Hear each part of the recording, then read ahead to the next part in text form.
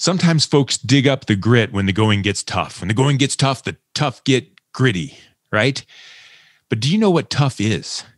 I'm thinking not, and you're about to find out. Our next guest, Tim Marshall from Colorado's Coalition for the Homeless, is next. This is A Dash of Grit. Recipes for success from courageous leaders who overcome challenges and build great things. Now, podcasting from Spire to leaders in local communities like yours, here is Brian Leflock. And so let's get cooking. So folks, we talk to a lot of entrepreneurs here. We talk to a lot of business owners here who are doing things for themselves, and they're doing things for employees, and they're doing things for customer bases. And we don't always talk about the grit that it takes to be, just to be. And you're about to meet somebody who deals with people on an everyday basis to improve their lives. They've got tough lives. And so I'm excited for you to hear maybe even the definition of grit. It's not just his, but it's the people that he serves. He's an author of a novel called Guano, but for our purposes today, he is Tim Marshall, Director of Vocational Services with the Colorado Coalition of the Homeless. And Tim, welcome to A Dash of Grit. I'm thrilled to hear your story. Thanks, Brian. I'm glad to be here. So, Tim, we're going to talk about grit, and we're going to talk about things that are hard. But I think before we do, let's talk about the difference that you and your organization is making in Colorado and in other people's lives. Tell me some successful things and things that you're proud of that you're accomplishing. Tell me what you do. Sure. I work for Colorado Coalition for the Homeless. We're one of the largest, if not the largest, provider of homeless services to folks here in Colorado. We do a gamut of things. We have a health center that serves over 10,000 people every year. State-of-the-art integrated healthcare, which is awesome. We have over 2,000 units of housing that we've built for folks. We have case management services. We have outreach services to the homeless. We do the whole gamut of services. We have approximately 600 and some FTEs, employees right now. Wow. That work for our organization. We partner with other organizations across the whole state of Colorado, but we're mainly based here in Denver. What I do is I run the Vocational Services department. So my job is to assist people in getting employment. Yeah.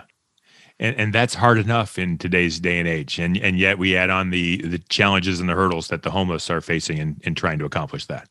Yeah, absolutely. It's interesting now because I was talking with my staff recently that a few years ago, when the economy is running well and everything's on, the jobs are out there. And then our role is more as therapists, sort of motivating and motivational interviewing and using other techniques, to hook people up with the jobs. But as the economy changes and jobs with COVID, restaurants are closing, lots of employers are closing there. And then people are now lining up for those jobs. And our folks with their more challenging pasts are in line behind those people. So now our job kind of shifts to not only do that, we're more in a sales sort of role where we're talking to employers, say, hey, work with us, help us. These are the reasons why you should look at our folks. Yeah. So what we do is kind of combination of, therapy and sales, and depending on the environment out there, how much effort we have to put into each one of those. And I'm just going to go ahead and go out on a limb. So you're doing great things, and I'm going to go ahead and say the things that maybe right now people are thinking.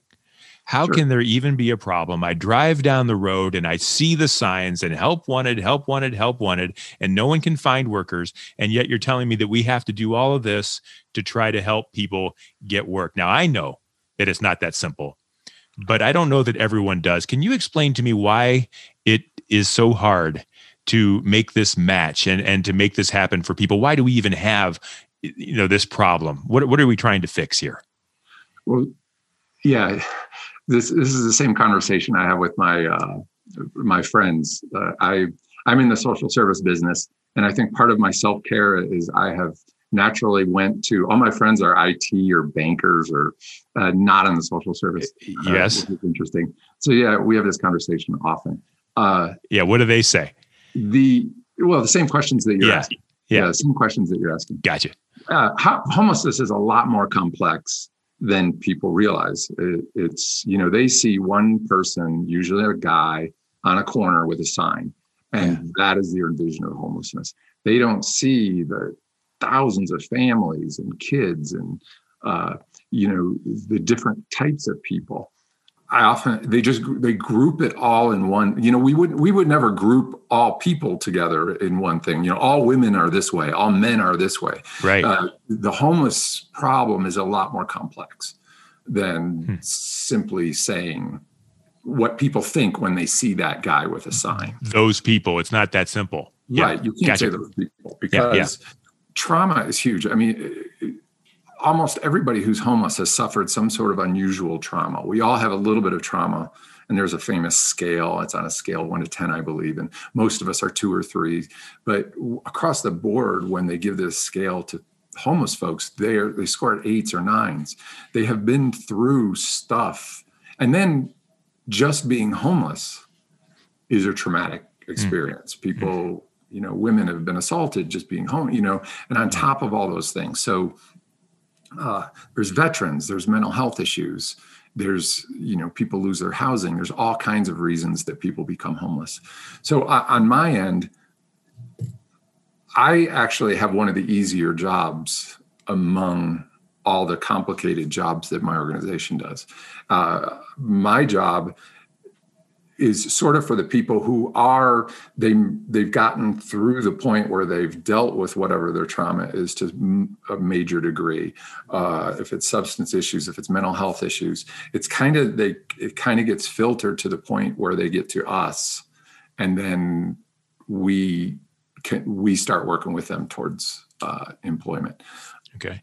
We do work with some people who still are struggling with mental health issues, and we try to do supported employment and find, there's a job for, the quote is there's a job for everyone, but the reality is that's, And that's what I wonder about. So this show is about grit, and it's about overcoming hurdles, and whatever those hurdles are and whoever they're for, that's fine. That's every different show, and that's okay. But for you, I'm interested in this is your job as a coalition, as an organization that serves the homeless, full of hurdles and the things that you have to do to become successful and do the good work that you need to do to make someone else successful? Or is it your clients and the people that you serve that are tasked with overcoming the hurdles? And like, who's showing more grit here? Is it the people you serve, or is it you? Yes. Yeah. I mean, it's both. It is both. It absolutely is both. I believe, I would argue it's the people we serve for sure. I mean, give me some examples of that grit. What did they go through? Well, I'll give you an example. There was a woman, let's call her Martha. Sure. When I first got in with the coalition, I wasn't working the vocational department. I ran the residential services department. So I had case managers that worked in our facilities with our folks as we got them off the street. Well, the property management came to me and they said, there's this woman who, is a problem. We're going to evict her. We're going to kick her out in the street. Can you go talk to her? Can you help her? And people do that a lot. Can you help her? Like we can, like one of my staff can wave a magic wand, and fix it. Yeah. And I said, sure. Well, I went and I talked with her, and she had substance abuse issues, fairly serious substance abuse issues. She was prostituting herself at the time in order to make money. She had physical health issues. She had all these issues, but she was this sweet woman. I mean, she was this sweet woman. And God made her, right? God made her, and she's good. Yeah. And I mean, well, not everybody, I'll be honest, not everybody is sweet. I mean, homeless people are just like other people, There are some that are wonderful and some that are not so nice, but she was truly a good person. Yeah. And so I started, talking to her, and then her background about how she was abused and by her family. And, I finally got her in our program and was able to help her with some of her rent, as long as she keeps talking and working with us.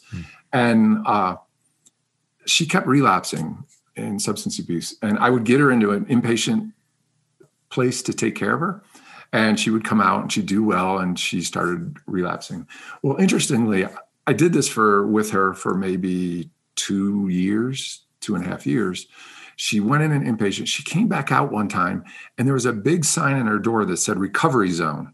And I have no idea why the fourth time worked, but all this other stuff, she wasn't able to overcome it.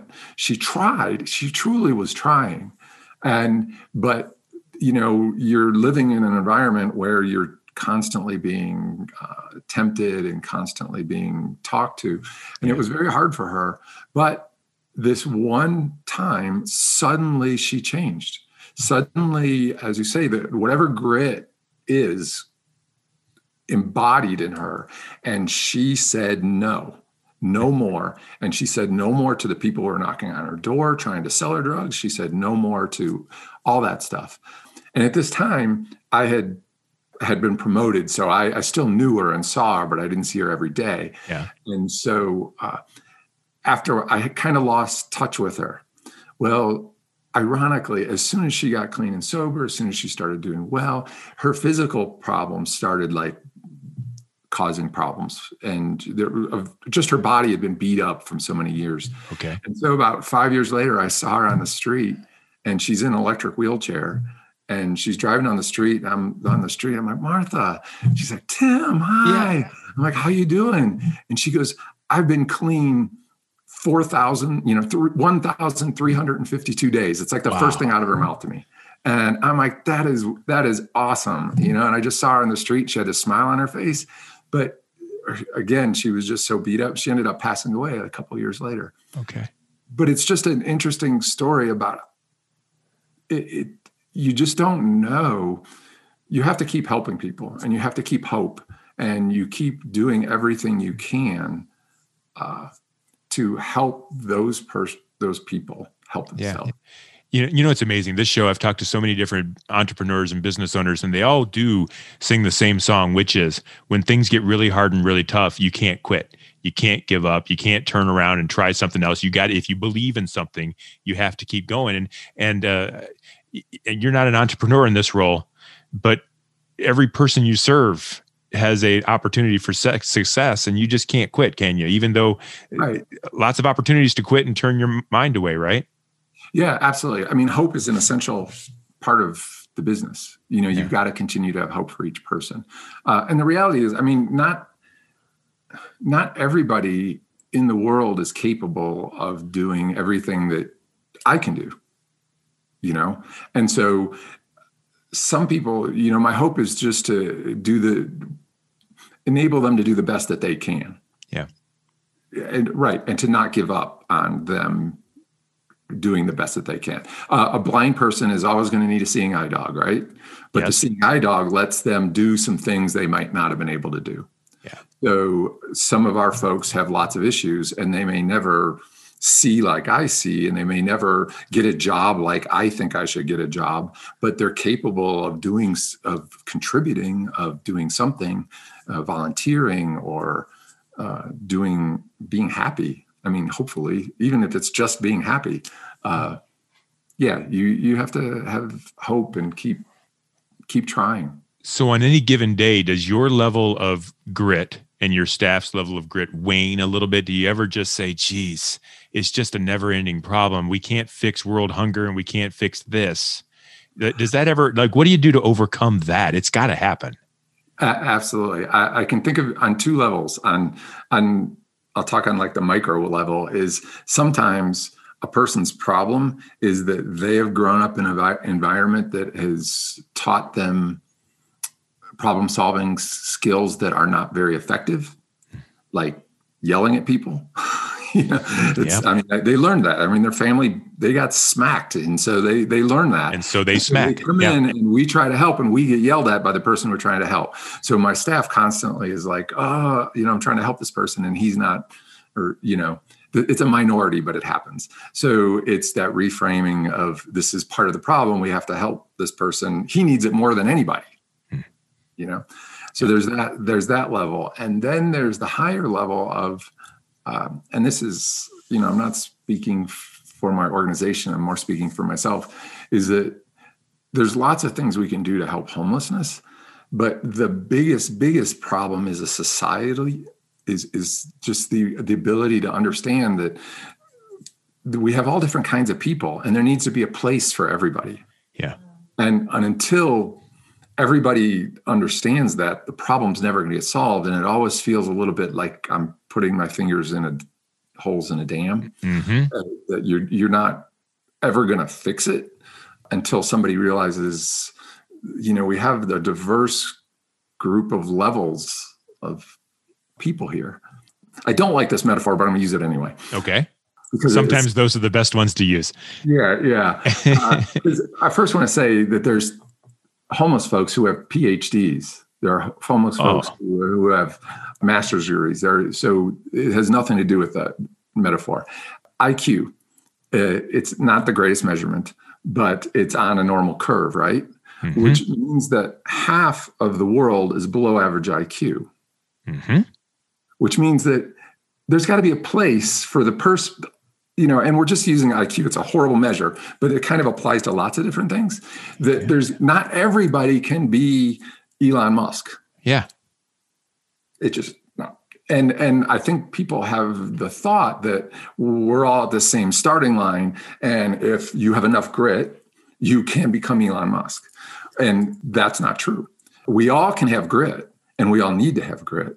But where we can get to is different. And we all there needs to be a place for everybody. Until there's a place for everybody. And with the way our world is moving, back in the old days, you could become a frontiersman, right? Or you could become a factory anything you worker. Wanted. Yep. Or you could there's lots of things, places that used to be niches for people, that there aren't as many niches for people anymore. Mm-hmm. And then they're banging their head, like we talked about earlier, and not solving the problem's not being solved. And it just really hard. And I think probably too, maybe some people don't understand, it's the opposite of what you said, or maybe it's the same as what you said, but not everyone can be Elon Musk. At the same time, a lot of people can, and they've grown up in the wrong situation, or they've hit trauma, or something hurt them. And so there are people that you're helping too. They never had a chance to hit their goals because, well, maybe until they met you, but they got a bad rap, a bad chance. Well, that's true. But the research is showing now that trauma that you suffer actually changes your brain. Yeah. It changes you physically and the way your ability, so maybe when you were born, you might have had the potential to be Elon Musk, but life has treated you in such a way that it's going to be very hard for you to do that now. Not that it can't. It happens. People do it. And those people are amazing. And we have somebody that just got a job making $90,000 a year. Really? I mean, yeah, which is amazing. And that person is, that is the exception. And I always hesitate to tell people about that because they tend to say, well, look, that person did it. Why can't that guy I see, and it's like, well, there's a real good reason he can't do it, probably. Yeah. Again, very complex. So there's something weird about me that always asks the opposite question, because most people are going, tell me more about that 90,000. But so I'm going to tread a line here, and you can tell me, I don't want to go there, but I don't quite understand how someone like you can see that kind of success, come in and experience that. I know from all the people that I've interviewed and everyone that I've met over my life, with every bit of success, there's a whole lot of failure. Sure. And you're dealing with human beings who are looking to you for help. And I apologize for the question, but I need to know, how do you deal with the failure? The success has got to send you home ready to rock. But when it doesn't work, when it doesn't stick, when you can't make a difference, how do you deal with that? How do you come back and hit it again the next day? A couple of things come to mind. First of all, you're touching on self-care, which is a huge part of what we do. It's a huge part of what I preach as a supervisor and a manager. And I mentioned before that none of my friends are in the business. Yeah. I don't come home and talk about it. That's the way I personally deal with it. A lot of people at work deal with different ways. So self-care is huge. The other thing is, I think I view it as it's like an ocean. The waves are going to keep coming, and it's just what we do. It's the people that work for me and the people I work with are unbelievably amazing people. And they come back every day knowing just like you said, that the next wave is coming, and I'm not going to be successful with everybody. We have housing, right? And we have problems in the housing. And I've met with somebody who is dealing drugs, and I'm like, you're dealing drugs in our place, right? And I actually like the guy. Sure. And I'm like, you can't do that. And he's like, I'm not doing it. I said, look at the video, look at all these people going in. And I ended up having to kick him out. Oh. And so we had to ask this guy to leave. And you got him there in the first place? We got him there in the first place. He left. I saw him several years later. He's like, hi, Tim. Oh my God. But then he came back around and did the right thing. I mean, people are doing this, making the decisions they need to, what they think is the right decision to survive. Yeah. So it's just the waves keep coming, and you have to have grit and be persistent enough to not give up. And I think you're showing belief and faith and trust in these folks to be able to show the grit that they have built inside them. And so you're giving them that chance. I'm wondering, are you in Colorado? In Denver? Are you making a dent? Are you on a given day or week or month coming out ahead? Are we helping? Are we tracking the same? Where are we at? Well, we have what's called a point in time survey, where once a year we try to get an idea of how many homeless people there are. Mm-hmm. And it's very hard to do, obviously, because people move and there's definitions of homelessness. And that number really, I don't want to quote it because I don't know the exact numbers recently, but we haven't made a huge dent. It hasn't gotten terribly worse. Although recently with COVID and everything that's happening, my suspicion is that it's going up. Yeah, that would make sense. Yeah. But I feel like if we weren't here, I know for a fact that if we were not here, it would be terribly worse. Yeah. I know for sure. So just keeping pace. Thousands of people and help thousands of people. So yes. And so let's talk about that real quick. Let's talk about the future. We know COVID is causing issues everywhere, and we could say that's there. But what else are you looking at the future as hurdles that you're going to have to cross? Even grit that your clients are going to have to show, grit that you're going to have to show. What's on the horizon that you need to overcome for the Coalition for the Homeless in Colorado? Many of the things we just talked about. Yeah, same things. Is continuing to housing. Housing is a problem. And then the idea, we're firm believers in the idea that housing is healthcare. So a lot of our healthcare, if you can get somebody housed, a lot of the healthcare problems are not solved, but obviously much easier to solve. Okay. So we're constantly adding new housing programs, building new housing. We're trying, like I said, in our health clinic, it's integrated care. So we do innovative things, like it used to be that you'd come for say you had frostbite, then your mouth was hurting. Well, we have a dentist, so you would have to refer to the dentist, and then you'd lose the person before they could get to the dentist. Now in our healthcare, the dentist walks in, and so we can help somebody all at once. Okay. We just try to do as many innovative things we can right now. In the vocational world, we're really trying to reach out to employers, going to Chamber of Commerce and talking to employers who are, we're trying to sell our folks on their merit, but we're also trying to, help employers who want to do the right thing for the organization. Yeah. We're in the process of building a virtual office that will be an interface for employers. And the idea is kind of like an Indeed job board. Yeah. So if you are a like-minded employer, why not come look for your next, admin assistant with us first? Sure. Mm-hmm. So we're kind of trying to some new ideas like that. Yeah. Like an employment agency in some ways. Yeah. In some ways. Yeah.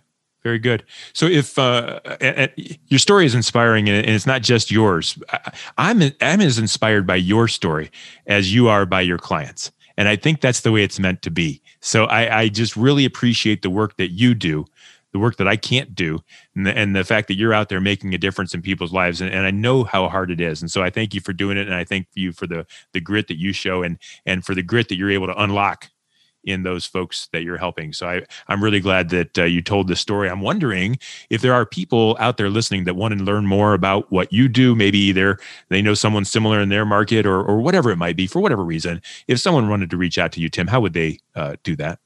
Sure. Well, first of all, they could go to coloradocoalition.org, our website for Colorado Coalition, and you could learn all about all the stuff, much of the stuff I was speaking about. And I didn't do justice. I left out lots of things that we do.